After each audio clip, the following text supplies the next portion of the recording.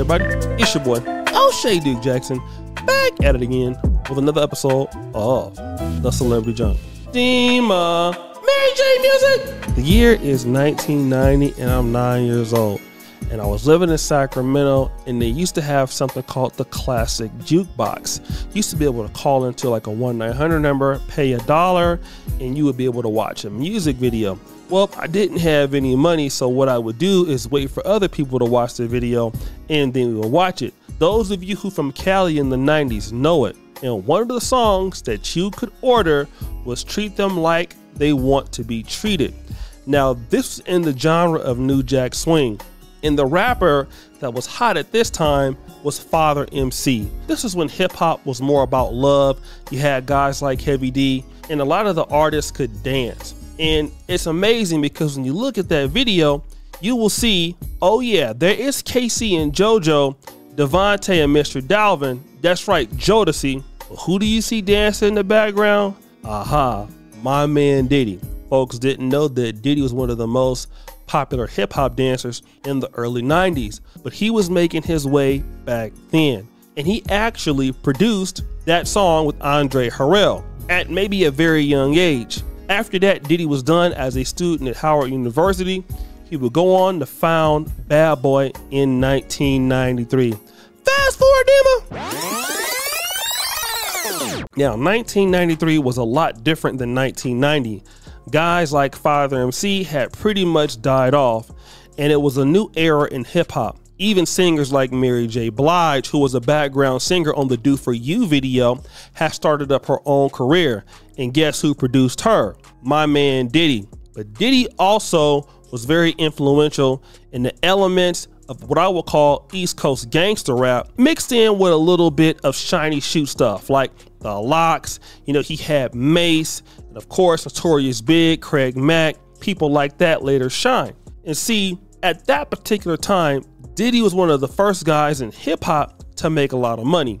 You see, the early guys like Bambaataa, LL Cool J, Grandmaster Flash, they didn't really get that money that they worked so hard for in establishing the genre. Guys like Russell Simmons and Diddy and later Master P reaped the rewards, and also Jay-Z in the early 90s era. And the thing was, Diddy was a young man getting all of this money. It wasn't like it was like stocks and bonds or other industries that had been around for a long time where a young black man can get mentorship. Diddy was rich in the 90s. By the time 1994 came, Diddy was rich, wild, and crazy, with nobody to give him any real mentorship outside of Andre Harrell about how to conduct himself. And then he was in entertainment. Fast forward, Dima. Let me kind of get to entertainment and why it's so dangerous. The entertainment industry, people can be so powerful because you can pretty much do whatever the hell you want. You can sign somebody to a contract, and then that can be your singer, and booty clapping sounds. Yeah, that can go down. It happened with Diddy and Cassie, and allegedly Russell Simmons and whoever else.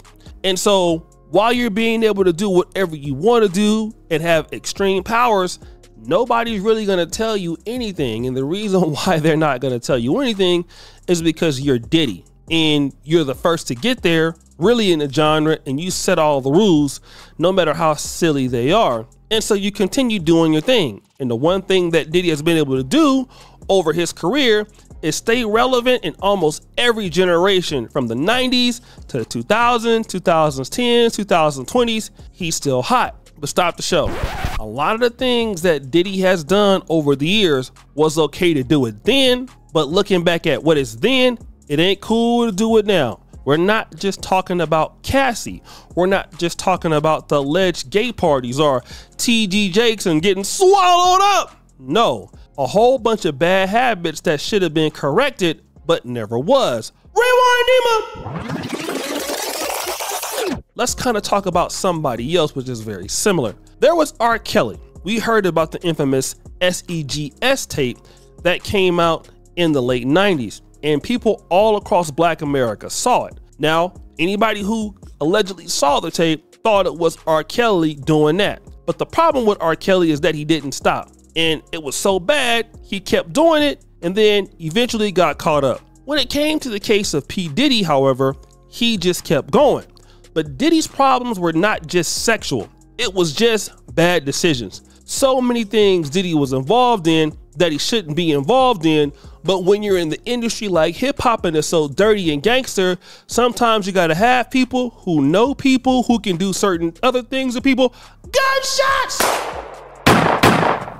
And that brings us to this young guy, Brendan Paul, who was 25 years old and wasn't even born when Diddy was hot. But hey, it don't matter how old you are, it just matters what you can do.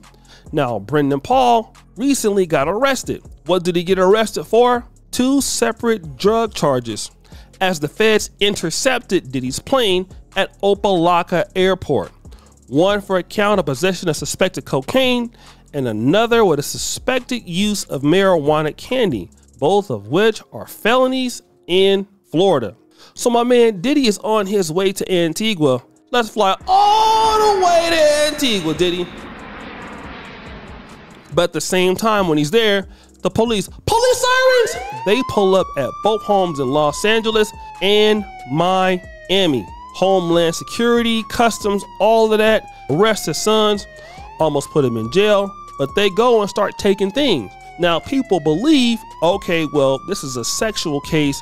This might be sexual trafficking, which I don't really think that's the case, because people don't know that Diddy actually is pretty gangster. We look at Suge Knight as being gangster, but don't really look at Diddy as being gangster. And Diddy might have ties to drugs and maybe guns, and that's the problem. But the real issue is that a lot of these things that Diddy has gotten himself involved with, he didn't stop when he felt he could stop. And because he could get away with it in the 90s, when it came to the 2000s, 2010s, to 2020s, Diddy's world is crumbling down. Let's rewind. Give me some music back in the 40s, right? And this is important, and this is not to be offensive. I'm gonna talk about 2 things in the 40s, even if you lived in the Midwest in the city like Chicago or Detroit or California. Being racist towards African Americans at that time was largely an accepted practice, okay? So much so that white people grew up anywhere in the country being racist towards blacks. It was accepted. If you were a black person in the all-white neighborhood at a certain time or a sundown town, you kind of knew what was going to happen to you, and especially if you lived in the South. Now, if you were to hear a white person say something racist, if you go look at an old YouTube video or something like that, well, in 2024, you would feel like that person is a racist. How could they say that? But it was kind of accepted amongst whites at the time. I'm not saying it was right, because it wasn't. It was just a cultural norm. Also in the 2000s, a lot of things that rappers did and that men did with women were sort of accepted at that time within the entertainment community. Remember, we live a different lifestyle than they do. So, you know, you got the kind of booty clapping. You know, some doing it with dudes, some doing it with men, some using drugs, some got guns. In the entertainment world, it was kind of largely accepted. But when you look at things from a 2024 perspective, and you look at what Diddy was doing back then, what happens is this. People look at it from the experience and the time that we live in now. So although if it came to protecting yourself, if you hear some of the stories that went down, some of the things that went down with women, in that time era, it might have been more justified, but it's not justified now. And what a guy like Diddy could have never expected was that his life would have been crushed in the present than something he would did that was probably more acceptable in the past. That's just how it is. And not only do people like Diddy gotta realize that, a lot of black men gotta realize that. Storytime music! 2 years ago, I got invited to a party, right? And it was gonna be somewhere like in Germany or whatever. It was some Africans out there, but it was a brother. He had some chicks on deck, and he was trying to tell me to come through, and you know, he had knew me and everything like that. And you know, it was like, I don't know if it was Frankfurt or whatever, but you know, it was some chicks that was into the booty clapping sounds, right?